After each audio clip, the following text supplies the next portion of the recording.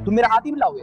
नहीं, मैं हाथ ठीक है, तो मैं जो कह रहा हूँ वो ये है कि तुम बस बैठ जाओ। क्या तुम चाहते हो कि मैं तुम्हारे साथ बैठूं? और क्या चाहती हो कि मैं करूं? सब मेरे साथ है, वो सब मेरे साथ है मम्मा। तुमने कहा था कि अगर मैं कहूं कि सब चलना बंद कर दें तो मैं भी चलना बंद कर दूंगा। माफ करना मेरी। ठीक है, मैं बस ले लेता हूँ। रैपर ट्रेविस स्कॉट पर अब एक नए मुकदमे में 2 साल पहले मायामी में यॉट यात्रा के दौरान लोगों पर हमला और धमकी देने का आरोप लगा है और हमें उसकी गिरफ्तारी की बॉडी कैम फुटेज मिल गई है, जो अब इस केस में अहम हो सकती है। साइड बार में स्वागत है, जिसे लॉ एंड क्राइम पेश करता है। मैं जैसी वेबर हूं। ठीक है, जल्दी से। अगर आप कंटेंट क्रिएशन में हैं, अगर आप सोशल मीडिया पर चीजें डाल रहे हैं, तो आप सोच रहे होंगे कि हम इतनी तेजी से बदलती खबरों पर ये सारे क्लिप्स इतनी जल्दी कैसे डाल देते हैं। तो हम एक चीज का इस्तेमाल करते हैं जिसे ओपस क्लिप कहा जाता है। ओपस क्लिप एक all in one AI editor है जो किसी भी प्लेटफॉर्म पर वीडियो काटना, बनाना और अपलोड करना आसान बनाता है और बी रोल भी जनरेट करता है। ये फुटेज को रिफ्रेम करता है और यहाँ तक कि ऑडियो को भी साफ कर देता है। ये बहुत आसान है। आपको बस opus.ro/opus.ro/signbridle पर जाना है। आप साइन अप करते हैं, आप अपलोड करते हैं और कुछ ही मिनटों में आपके पास पूरी तरह से एडिट किए गए क्लिप्स तैयार हो जाएंगे, जिन्हें आप टिकटॉक, शॉर्ट्स, रील्स के लिए इस्तेमाल कर सकते हैं। ओपस क्लिप्स सच में आपका वन स्टॉप शॉप है। ओपस क्लिप जैसे टूल से producer viral court room updates तुरंत दे सकते हैं। ये आइडियाज शेयर करने और प्रो की तरह एडिट करने के लिए सबसे दमदार टूल है। opus.ro/opus.pro-pro-digest पर जाएं। एक हफ्ते का फ्री ट्रायल लें और 50% छूट पाएं। ट्रेविस स्कॉट 35 साल के रैपर और सॉन्गराइटर, उन पर नया मुकदमा अभी दायर हुआ है। ये किस बारे में है? ये क्या हो रहा है? मैंने ये नाव किराए पर ली थी। मालिक इस नाव पर आ रहे थे। वे 12 बजे दरवाजा तोड़कर अंदर आ गए। मुझे नहीं पता क्या हो रहा है। मैंने कहा उन्होंने दस्तक दी। मुझे समझ नहीं आ रहा कि क्या हो रहा है। सीधे नाव से कोई लड़ाई नहीं हुई थी, बिल्कुल भी काटने जैसी कोई बात नहीं थी। मेरे पास अधिकारियों की और भी काफी बॉडी कैम फुटेज है जो कहानी के हिस्से पूरे कर सकती है। हर दिन किसी कहानी में बॉडी कैम नहीं मिलता। मैं देखना चाहता हूं कि इसकी क्या भूमिका है। हमारे पास फ्लोरिडा में अभी अभी दायर एक मुकदमा है जो राज्य की अदालत में है और ये एड्रियन फ्रोमेटा, जॉन स्टीव हुलगुइन और मर्नेशा हसीनोविच द्वारा दायर किया गया था। अगर उपनाम का उच्चारण गलत हो तो क्षमा चाहता हूं। उच्चारण मेरी ताकत नहीं है। खैर, ये ट्रेविस स्कॉट के खिलाफ है, जिनका असली नाम शिकायत के अनुसार जॉग बी वेबस्टर द सेकंड है। अब शिकायत में दावा किया गया है कि 19 जून 2024 को एक 2007 की यॉट थी जिसका नाम कार्पे डियम था और स्कॉट ने कथित तौर पर उसे मायामी बीच मरीना से रवाना करने के लिए किराए पर लिया था। तो फ्रोमेटा कप्तान थे और थोड़ी देर में आप उन्हें बॉडी कैम फुटेज में देखेंगे। स्कॉट यात्री थे। उनके साथ एक सुरक्षा गार्ड था जिसे आप कुछ फुटेज में भी देखेंगे और 3 महिला मेहमान थीं जो जाहिर तौर पर सभी यॉट पर चढ़ गई थीं। अब ये आरोप है कि स्कॉट और उनके मेहमान अपने साथ शराब लेकर आए थे। यॉट हॉबी आइलैंड बीच की ओर बढ़ती है और लंगर डालती है। शिकायत के अनुसार स्कॉट जेट स्की का इस्तेमाल करना चाहता है, लेकिन फ्रोमेटा ने मना कर दिया क्योंकि उन्हें चिंता थी कि स्कॉट ने शराब पी रखी थी और वह जेट स्की चलाने के लायक नहीं था। यह भी आरोप है कि स्कॉट ने फ्रोमेटा को यॉट मायामी बीच के एपिक होटल ले जाने को कहा। स्कॉट पर आरोप है कि वो यॉट से कूदकर डॉक पर चला जाता है, सभी को छोड़कर कार में बैठता है और करीब 30 मिनट तक वापस नहीं आता।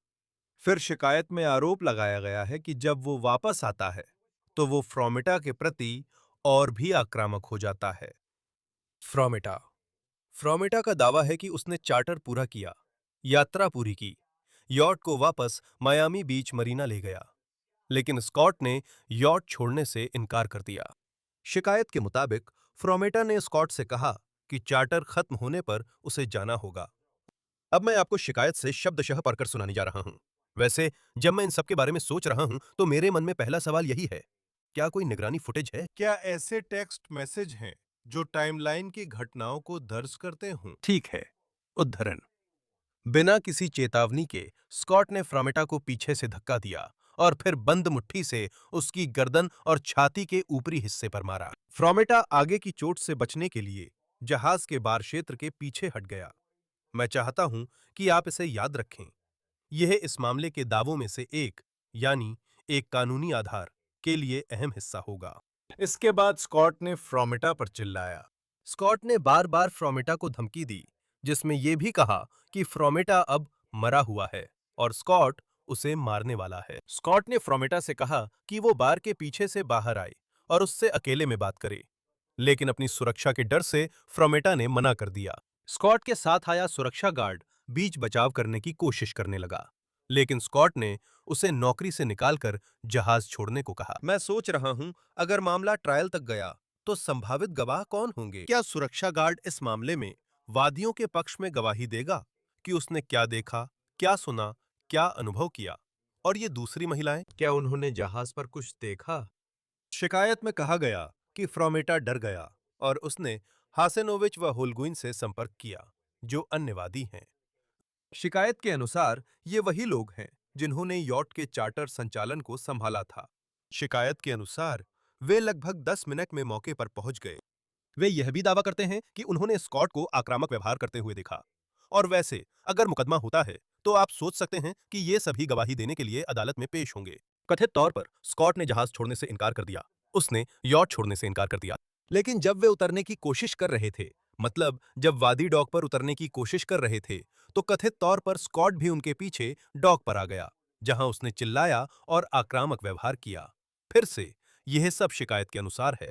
अब एक बात जो मुझे बतानी है, ये बहुत बहुत विशिष्ट है ना? इन कथित झगड़ों और समय रेखा के बहुत ही खास विवरण हैं।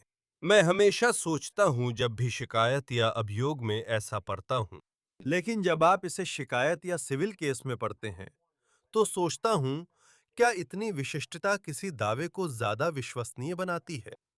ध्यान देने वाली बात है। अब मैं आपको शिकायत से शब्दशः पढ़कर सुनाता हूं।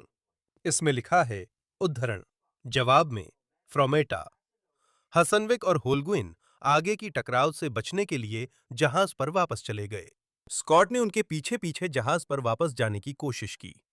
होल्गुइन ने स्कॉट को जहाज पर दोबारा चढ़ने से रोकने और जहाज पर मौजूद लोगों की सुरक्षा के लिए गैंगवे पर खड़े हो गए। स्कॉट ने जबरदस्ती आगे बढ़ते हुए अपने कंधे से होल्गुइन और हसानोविच को धक्का मारा।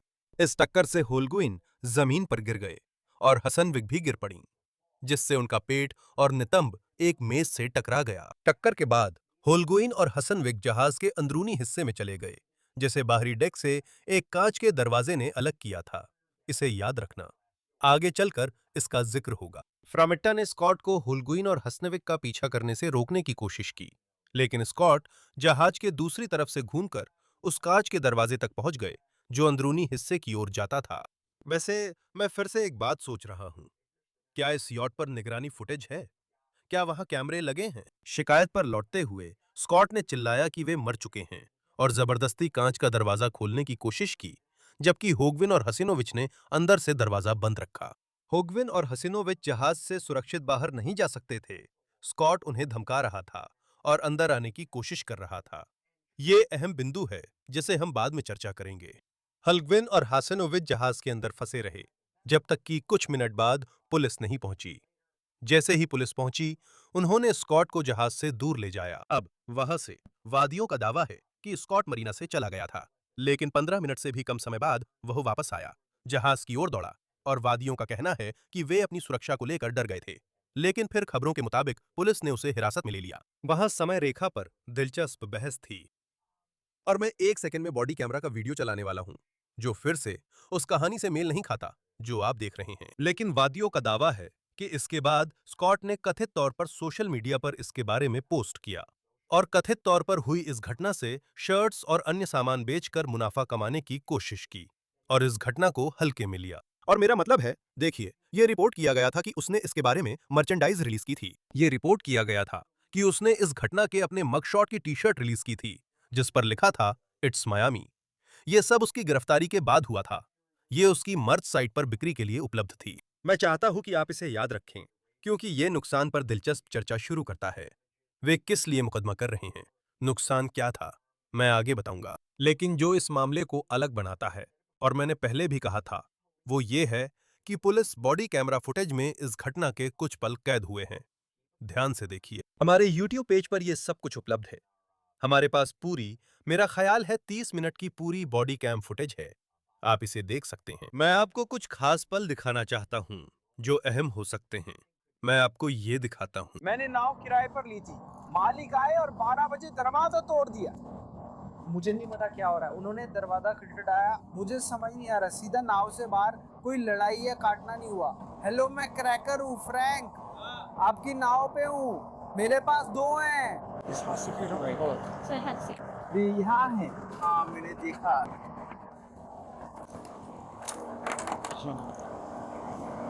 क्या आप इसे फिर से आजमा सकते हैं? मुझे समझना है यहाँ क्या हो रहा है। मैंने नाव किराए पर ली है। वह कलाकार है। मुझे 12 बजे वहाँ होना था। अभी 12:52 है। मैं अपने कमरे में था।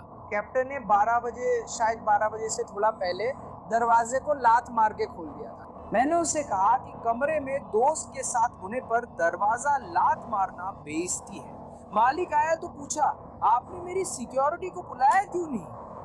यही मेरी सिक्योरिटी है। अभी सिर्फ मालिक, एक कैप्टन और उसकी पत्नी, बच्चे हैं। सब ठीक है। या कोई लड़ाई हुई थी? नहीं। बस इतना ही है कि मैंने बोट के लिए 20,000 दिए हैं। असल में मैं ये नहीं कहूंगा मैं आपके साथ काम नहीं करूंगा। असल में ये बोट का मालिक है और एक कैप्टन है। तो उन्होंने दरवाजा खटखटाया क्योंकि आपने कहा था पास। उन्होंने दरवाजा लात मारकर खोला क्योंकि 12 बजे से ज्यादा हो गया था। वो लोगों को बोट से उतारना चाहते थे। उन्होंने दरवाजा लात मारकर खोल दिया। आप जानते हैं इस तरफ पूरा पानी भी है ना? अब वो लोगों को बाहर निकालना चाहता है। अब वो नाराज है क्योंकि उसे लगता है कि मुझे नहीं पता ये क्या है, मुझे नहीं पता। वो कह रहा है मैंने पकड़ लिया, तुम मेरे फोन पे नहीं आ सकते। जब वो पहली बार आए थे तो वो फैन थे। हेलो, बैठो, मैं तुम्हारे साथ हूँ, मैं तुम्हारे साथ हूँ।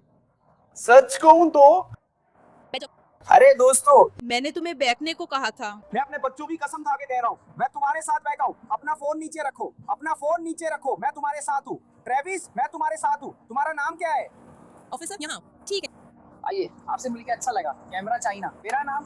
आपसे मिलकर अच्छा लगा। यही सच है। आपका नाम? एल्वरेंडा। मुझसे हाथ नहीं मिलाइए, नहीं तो चुनिए। मैंने आपसे बैठने के लिए कहा था। सुनिए सुनिए, आपको सुनना चाहिए। मैं बस इतना जानना चाहता हूँ कि आप लोग मुझसे बात करने से पहले अपने नाम बता दें। चिंता मत कीजिए। क्या हो रहा है? मैंने ये चार्टर बुक किया था।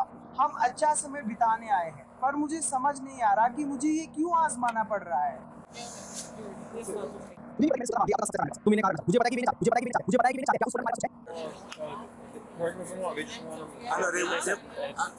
मुझे नहीं पता कि नंबर क्या है, लेकिन मैं जो करना चाहता हूँ वो है एक असली बातचीत करना। क्योंकि मैं एक असली जोशीला इंसान हूँ। मुझे सच में अच्छा समय बिताना पसंद है। सही है। जब मुझे कुछ पसंद आता है या किराए पर लेता हूँ तो मायामी में 90 या 100 फुट की नावें मेरे लिए कुछ भी नहीं है, फर्क नहीं पड़ता। अगर वे नावें 4 या 8 घंटे किराए पर देते हैं तो वो मेरे लिए मायने नहीं रखता। तो तुम उनसे क्या चाहते हो? मुझे कुछ नहीं चाहिए, मुझे बस इज्जत चाहिए, और मैं जाने वाला था। कोई भी मुझे किसी चीज से हटा नहीं सकता। वे 9 1 1 1 0 1 1 1 1 1 1 किसी को भी बुला ले, लेकिन कोई भी मुझे किसी भी चीज से हटा नहीं सकता। मैं बैठ जाऊंगा, मैं बैठ जाऊंगा। तुम सुन नहीं रहे हो? कितना कितना कितना कितना? अरे 1 चम्मच ले आओ। धन्यवाद। अरे सिक्योरिटी, वो तुम्हारा सुरक्षा गार्ड है, कहाँ है? हाँ, ऐसा ही है। मेरे सारे बच्चे ऐसे ही है। मेरे सारे बच्चे ऐसे ही है। ये अरबों का मामला है। मेरे सारे बच्चे ऐसे हैं। जैसे कह रहे हो मैं तुम्हारे साथ चलूंगा। मुझे छुओ मत, बैठ जाओ। मैंने तुम्हें जाने को नहीं कहा।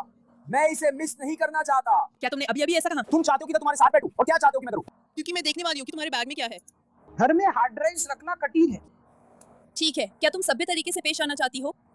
मैं बहुत दोस्ताना हूँ। तो मुझे कितना जानते हो? मैं सबसे स्मूथ बंदा हूँ। तुम्हें पता है, बस हमारी बात सुनो। बस इतना ही, मुझ पे कुछ नहीं है। मैं तुमसे कह रही हूँ कि बैठ जाओ, और तुम फिर भी। तुमने मुझसे बैठने को कहा, अब तुम बैठो। बैठ जाओ, लेकिन उस बैकपैक को जरूर चेक करो। उस बैकपैक को चेक करो, क्योंकि तुमने उसे चेक करने के लिए कहा था। तुम्हारा नाम क्या है? अरे इधर आओ। ये सुनिश्चित कर लो कि उस बैकपैक को अच्छे से देख लो। उस बैकपैक को चेक करो। अब उसकी तरफ से बताया गया है कि क्या हुआ। सही है। हमारे पास उस कथित झड़प का पूरा वीडियो नहीं है जिसका पहले शिकायत में जिक्र था। मैंने इसलिए पूछा था, वहां कैमरे हैं। वादी तर्क दे सकते हैं कि वीडियो में वो पुलिस के साथ आक्रामक, उपद्रवी और नशे में दिख रहा है ना? वे ये दलील दे सकते हैं। अगर वह पुलिस के साथ ऐसा व्यवहार कर रहा है तो सोचिए वह हमारे साथ, आम नागरिकों के साथ कैसा व्यवहार कर रहा होगा। मैं सोच रहा हूं कि क्या वे यह दलील देंगे। पर इसकी प्रतिक्रिया में मिस्टर स्कॉट की रक्षा टीम कह सकती है वह क्या गलत कर रहा है। वह हिंसा नहीं दिखा रहा है जिसकी बात वे करते हैं। उसके वकील कह सकते हैं कि वह सहयोगी है। वह हाथ मिलाने की कोशिश कर रहा है। वह बस अपनी कहानी बताने की कोशिश कर रहा है। अब यह जो व्यक्ति मेटा से प्रतीत होता है, कप्तान, वह बता रहा है कि क्या हुआ था। जब हम यहाँ पहुंचे बातचीत आधी रात तक चलती रही। और मैं बाथरूम गया, मैं वहां गया, वहां अंधेरा था। मैंने उससे ऐसा करने के लिए कहा। वो पहले से ही नाव पर था, हाँ ये है एवरीवन, माफ कीजिए एवरीवन, कहीं भी फोन पे क्या है। तो मेरे पास बस इतना ही है। क्या आप झगड़े में थे या सिर्फ देख रहे थे? नहीं, मैं निश्चित था यहाँ, इससे मुझे भूख लगी। माफ कीजिए, वही बात थी। क्या तुम थे? मैंने दरवाजा खटखटाया, वो थोड़ा खुला था। हमने कहा चार्ज करो और मिडनाइट सेट करो। सही है। करीब 20 मिनट बाद मैं फिर दरवाजा खटखटा रहा था, तो जाने के लिए यो मस्त। ठीक है, तो उसके बाद क्या होता है जब आप नाव बाहर निकालते हैं, वे इसके लिए पैसे देते हैं और आप उन्हें बाहर ले जाते हैं, फिर आप वापस आते हैं और वे चले जाते हैं। हाँ हम वापस आ गए और ऐसा था जैसे, लेकिन फिर वो कहता है जैसे मैं जाना नहीं चाहता। मैं वापस गया, अधिकारी थे, वो बाथरूम से बाहर आया और मुझे धक्का देने लगा। बोला मेरी बेइज्जती क्यों कर रहे हो, तुम क्या कह रहे हो? क्योंकि तुमने दरवाजा खोला जब मैं लड़कियों के साथ था। चलो छोड़ो, तुम्हारा समय 12 बजे खत्म होता है। मैं इसे कुत्ते के पास ले गया, ठीक है, और फिर जब वो जा रहा था तो ये बाहर आ गया। मैंने नाव के मालिकों और प्रबंधकों को फोन कर बताया कि यहाँ कुछ गलत हो रहा है, मैं परेशानी में हूँ। इस आदमी के पास एक सुरक्षा गार्ड है जिसके पास बंदूक या कुछ है, सुरक्षा, और इस आदमी के पास बंदूक या कुछ और है। मैंने सुरक्षा गार्ड को फोन किया जब इन लोगों ने मुझे धक्का दिया। वो बोला ठीक है, मैं सुरक्षा गार्ड को बुलाता हूँ। मैं उसे छूना नहीं चाहता, आप जानते हैं, मैं उसे मारना नहीं चाहता, मैं ऐसा नहीं हूँ। फिर उसने मुझसे लड़ना शुरू किया या बोला नहीं, मैं बस यहाँ आया हूँ, मैं आपसे अकेले में बात करना चाहता हूँ। हाँ, मुझे लगता है वहां अंदर और लोग हैं। अब ये उसकी कहानी का कुछ हिस्सा है, सही, और वैसे भी उसकी कहानी को इस मामले में दी गई बाकी सभी कहानियों के साथ मेल खाना होगा, सही। उसने पुलिस को क्या बताया, इस शिकायत में क्या कहा जा रहा है, वो शपथ के तहत क्या बयान देगा और वो ट्रायल में कैसे गवाही देगा। विश्वसनीयता के लिए एकरूपता जरूरी है, पर असल में यहां वही स्थिति है। उसने कहा बॉडी कैम से कुछ और पल मैं आपको दिखाना चाहता हूं। तो यह पुलिस स्कॉट को यॉट से बाहर ले जाती हुई दिख रही है, लेकिन ऐसा लगता है कि उसके इस हरे लुई बैग को लेकर कोई विवाद या समस्या है, जो शायद लुई विटॉन का बैग है। वो यॉट पर ही है।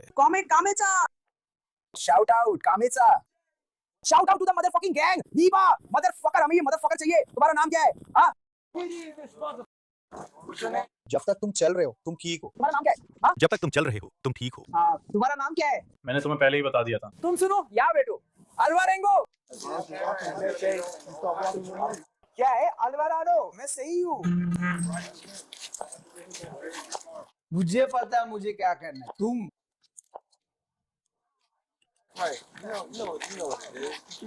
मैं पूरी तरह से होश में हूँ। चलते रहो लड़को, चलते रहो। अगर मैं रुक जाऊं या गिर जाऊं तो तुम मुझे बंद कर देना। अगर मैं चलना बंद कर दूं, पानी में गिर जाऊं, तो तुम मुझे बंद कर सकते हो। अगर मैं गिरूं तो मुझे बंद कर देना। अगर मैं गिर जाऊं तो मैं इंतजार कर रहा हूं कि तुम क्या कहते हो। मुझे पता है कि तुम चाहते हो कि मैं रुक जाऊं। वो चाहता है कि मैं रुक जाऊं, कसम से वो रुकवा देगा। रुको, मैं आगे निकली हूँ, भगवान कसम, मैं इसे चलाने वाला हूँ। हम क्या कर रहे हैं? जाने को तैयार हो? क्या लेना है? तुम जाने के लिए तैयार हो? तुम घर पर नहीं हो। तुम्हारी दाई मेरी बाई तरफ है। स्वीटी, मैं कॉल कर रहा हूँ, तुम सही हो, ये मेरी बाई तरफ है। मेरी सवारी यही है। सिक्योरिटी वो रहा, वही आदमी है जिसकी वजह से मेरी कमर टूट गई थी। मैं तुम्हारे साथ हूँ क्या? क्या चल रहा है? वो कहाँ है? तुम सब क्या कर रहे हो? यहाँ करीब 80 लोग हैं। इधर आओ। वो कहाँ है? बैग उठाने में मदद चाहिए। तो उन्होंने तुम्हें सिक्योरिटी दी है।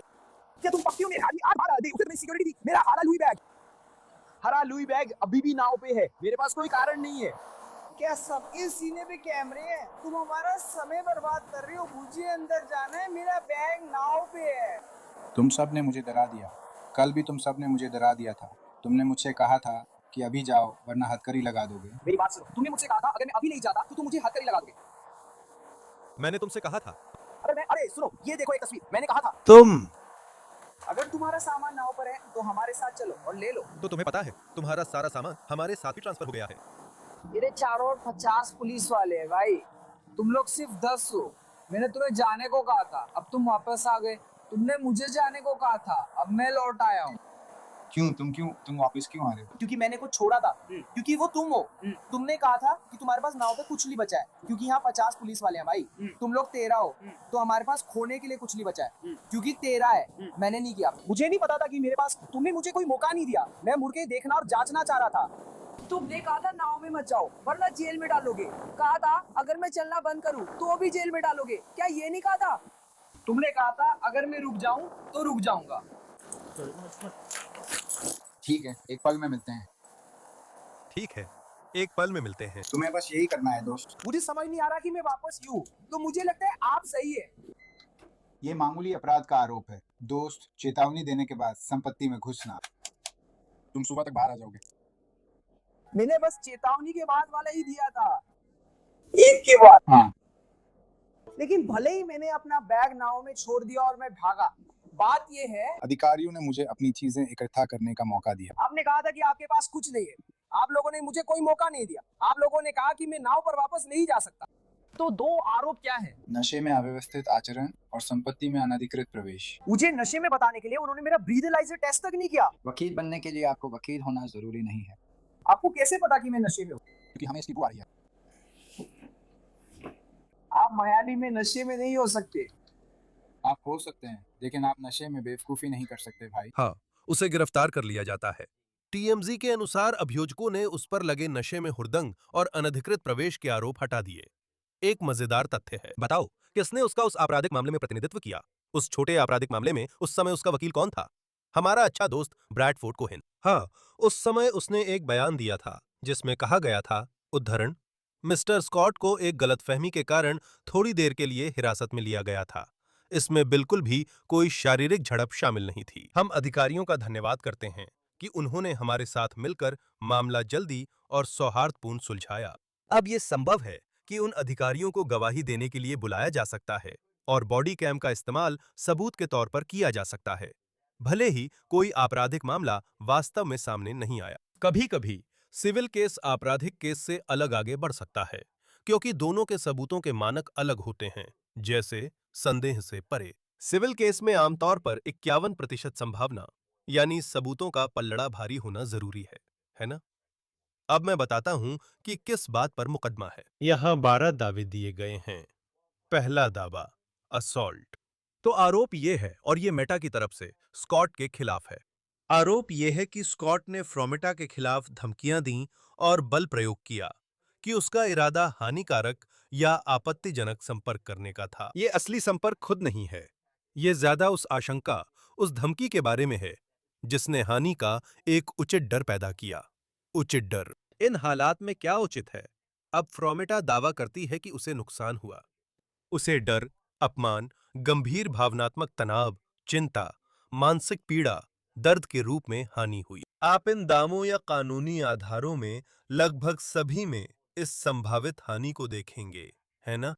और ये बात इस आरोप और सभी आरोपों के लिए ध्यान में रखने वाली है। जूरी को तय करना होगा, पहला, क्या ये हुआ था? सही है। क्या ऐसा कृत्य हुआ था जिससे उसे नुकसान का डर लगा? क्या वे दूसरे कानूनी दावे थे जिन पर हम आगे चर्चा करेंगे? जानबूझकर भावनात्मक कष्ट पहुंचाना, बैटरी। क्या ये हुआ था? सबूतों से लगता है संभावना ज्यादा है। यही सामान्य मानक है। और दूसरा, क्या फ्रोमेटा ने नुकसान साबित किया? क्या उन्होंने हर जाने के लिए पर्याप्त मामला पेश किया? वह राशि कितनी होनी चाहिए?